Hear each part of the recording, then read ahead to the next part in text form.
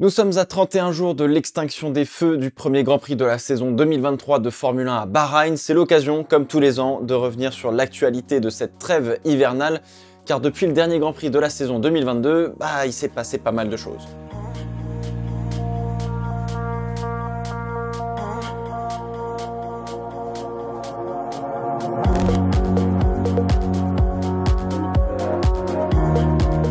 La saison dernière, on a vu un paquet de rebondissements sur le marché des transferts des pilotes et il restait encore quelques petits points d'interrogation, notamment sur Daniel Ricciardo et Mick Schumacher, qui ne participeront pas à cette saison 2023. Alors bon, Daniel Ricciardo a été très vite annoncé chez Red Bull en tant que troisième pilote, c'était même à Abu Dhabi qu'ils l'ont annoncé juste après le Grand Prix.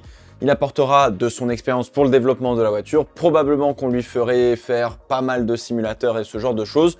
Il sera aussi présent sur certains Grands Prix en tant que pilote de réserve, si jamais Perez ou Verstappen ne peut pas prendre le départ. Il fera des tests pour l'équipe, notamment sur les pneus en dehors du programme Pirelli distribué aux équipes.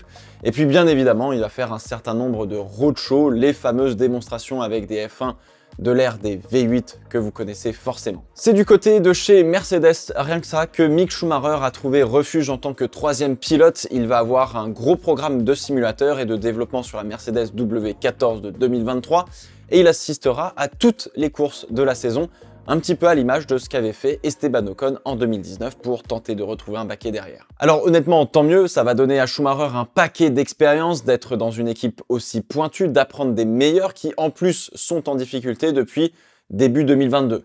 Mais en tout cas, niveau expérience, ça va engranger, là, ça va être top. Autre avantage aussi, ça va lui permettre d'augmenter sa valeur sur le marché des transferts et en plus, il va être le seul pilote à disposition des équipes clientes Mercedes au cas où un de leurs pilotes à elle ne serait pas disponible ou voudrait tester Mick Schumacher, un petit peu comme ça avait été le cas pour Nyck de Vries en 2023. Cela lui permet aussi de construire un petit peu plus une sorte de pont pour pourquoi pas rejoindre Audi, dont on commencera à sentir un petit peu le management prendre vraiment effet à partir de 2024-2025, car la firme d'Ingolstadt cherche effectivement un pilote allemand pour son line-up et il n'y a pas vraiment d'autres pilotes allemands en catégorie junior et tout. En parlant de Mercedes, à l'heure où j'enregistre, Lewis Hamilton est sur le point de re-signer un contrat avec les gris pour la saison 2024 et la saison 2025, puisque 2023 est actuellement la dernière saison de son contrat. Pour le montant, ça envoie des chiffres un petit peu dans tous les sens, difficile à certifier tant c'est des contrats qui sont confidentiels, mais on parlerait raisonnablement de 70 millions de dollars par an, sans bonus en cas de titre, ce qui était le cas dans ses précédents contrats. Bref, selon Toto Wolff, c'est une question d'heures. Les heures paraissent quand même un petit peu longues.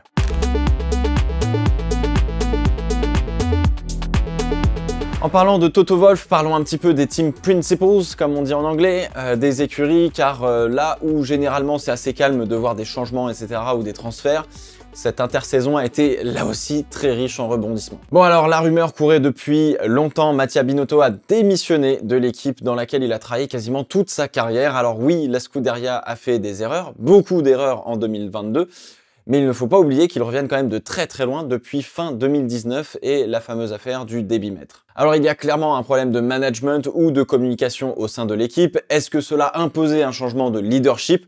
C'est un débat qui est intéressant à avoir, mais en tout cas, ça a été le choix qu'ont fait les cadres dirigeants de chez Ferrari. Exit donc Binotto et c'est Fred Vasseur qui vient prendre la relève. Alors là aussi, on s'y attendait un petit peu, même si on n'osait pas trop y croire, dans une atmosphère qui fait indéniablement penser à un certain Jean Todt. Alors, ce qui est sûr, c'est qu'il a du pain sur la planche. À quelle vitesse on verra les changements chez Ferrari et surtout à quelle vitesse on verra arriver de bons résultats qui vont être durables?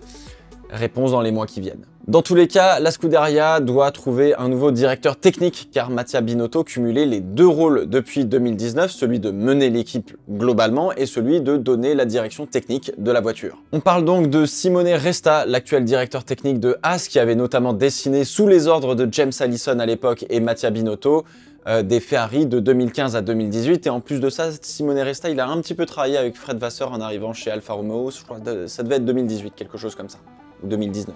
On parle aussi de promotion interne avec l'actuel directeur du châssis, Enrico Cardile, et quelques autres. Là aussi, on verra comment ça se décante au fur et à mesure, selon les choix de Fred Vasseur. Bon alors, si Vasseur est parti de chez Sauber à Alfa Romeo, qui va le remplacer? Bougez pas, c'est Andreas Seidl, le directeur de McLaren, qui est parti pour une nouvelle aventure après avoir passé 4 ans à Woking. Bon, alors c'était prévu que Andreas Seidl parte à la fin de son contrat en 2025 et qu'il soit remplacé par Andrea Stella, qui est arrivé chez McLaren depuis un petit moment. C'est juste que cela a été un petit peu plus précipité. Donc chez McLaren, on a nommé Andrea Stella comme prévu au poste de directeur d'équipe avec quelques années d'avance. Alors du coup, Seidl devient PDG du groupe Sauber et va devoir chercher et nommer un nouveau team principal pour l'équipe car ça va pas être lui qui va assumer ce rôle. Chez Williams, sorti un peu de nulle part, Jost Capito, le team principal, et François-Xavier Demaison, le directeur technique de l'équipe, ont tous les deux démissionné. Pour le coup, là c'était pas prévu et le remplaçant s'est fait un petit peu attendre. Et c'est donc James Valves, comme on prononce en anglais, le responsable de la stratégie chez Mercedes qui prend les rênes de l'écurie de Grove. Alors Valves prenait de plus en plus de responsabilités chez Mercedes, devenant même le bras droit quelque part de Toto Wolff dernièrement, et allait un jour ou l'autre prétendre à un rôle de team principal, peut-être chez Mercedes, mais ça va pas arriver aujourd'hui. Alors les propriétaires d'Orilton Capital regardent de plus en plus près leur investissement sur Williams, et avoir un meneur de la trempe de Valves est clairement un step dans une autre direction, et on l'espère, dans la bonne cette fois-ci. James Valves va devoir aussi chercher un nouveau directeur technique pour remplacer François-Xavier Demaison, car au vu de la saison 2022, l'équipe a encore un déficit sur l'aérodynamisme, pas que là-dessus visiblement, mais le premier cheval de bataille pour Valves, c'est le changement de culture au sein de l'équipe, ce que n'a pas a priori réussi à faire Jost Capito. Bref, dans tous les cas, on va revenir tranquillement sur ces changements quand on présentera les équipes et les voitures cette année, dans les jours qui arrivent, que ce soit en live ou même en vidéo.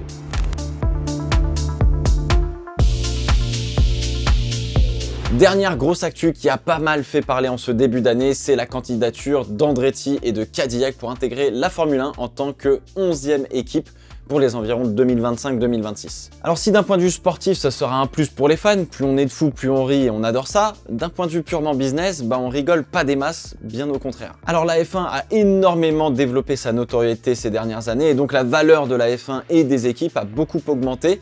Il y a toujours 10 équipes qui se partagent un gâteau, mais ce gâteau il est devenu plus gros. La F1 et les équipes veulent éviter justement de diluer le plateau sans une raison valable. Entendez par là que si on a une 11e équipe, on va se partager toujours le même gâteau, mais chacun aura un petit peu moins dans son assiette. Donc il faut vraiment que cette 11e équipe soit sérieuse et apporte quelque chose que la F1 n'a pas déjà. D'où le fait très probablement qu'Andretti s'est fait snober l'année dernière car les équipes ne voyaient pas ce que Andretti apporterait en plus à la F1, mais par contre elles voyaient très bien à quel point cela pouvait bénéficier l'équipe américaine d'arriver dans ce championnat d'envergure mondiale. Alors du coup aujourd'hui l'histoire est un petit peu différente car Andretti s'associe avec l'un des plus grands groupes automobiles du monde, General Motors, par le biais de sa marque Cadillac.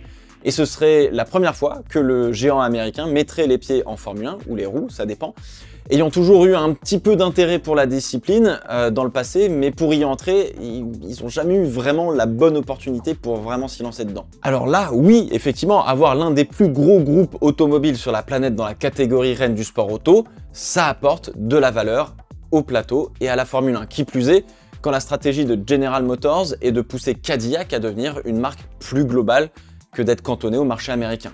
Même si le marché américain c'est très important. Alors maintenant c'est à la F1 et aux équipes d'évaluer à quel point la candidature est sérieuse et à quel point Cadillac va investir dans cette équipe et si Andretti a suffisamment de sérieux pour mener la barque. Il y a pas mal de petites choses à regarder. Reste néanmoins un dernier problème, le fameux ticket d'entrée à 200 millions de dollars qui aujourd'hui selon les équipes est trop bas et ne suffit pas à préserver la valeur du championnat. On parle d'augmenter ce ticket de 200 à 600 millions de dollars, rien que ça. Alors pour faire un petit peu plus simple, voyez cela comme l'achat d'une place sur la grille, comme une franchise dans les compétitions américaines. Ça montre à quel point en fait la valeur des équipes depuis ces dernières années a très rapidement augmenté, voire trop rapidement augmenté, peut-être. Bon, c'est jamais assez. Alors là aussi on en reparlera en vidéo parce que je suis sûr que vous allez me dire en commentaire, c'est marrant, on n'a pas fait tout ce foin pour Audi quand ils sont arrivés. Alors oui, mais c'est absolument pas la même situation.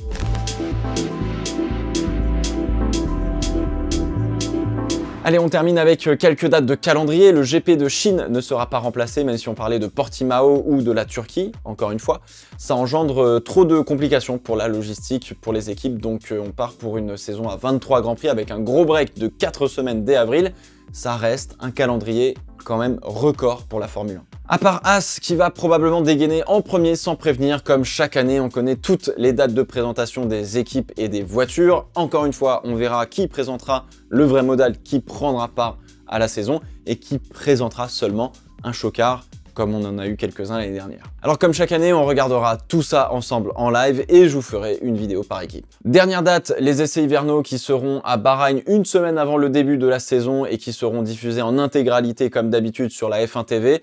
Et on sera ensemble pendant ces 3 jours en live pour les regarder ensemble tranquillement sur Twitch. Ça nous permettra de voir les voitures rouler, etc. Enfin bref, ça va être trop cool. Comme d'habitude, on avait fait ça l'année dernière, c'était top.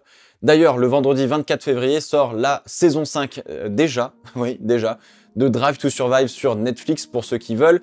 Je la regarderai en entier quoi qu'il arrive et je vous ferai probablement une vidéo sur la série elle-même, pas juste sur la saison 5, mais sur la série elle-même, parce que je crois que j'en ai jamais vraiment abordé le sujet sur la chaîne.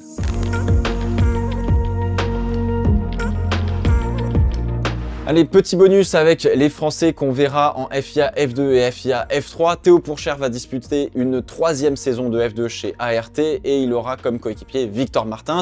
C'était un secret de Polichinelle, mais c'est désormais officiel.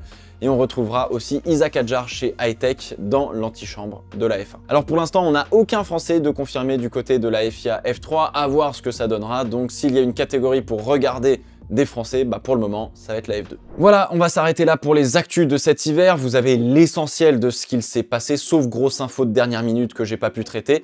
On se retrouve très vite pour les présentations des voitures et d'autres vidéos comme d'habitude. Portez-vous bien. Ciao, ciao.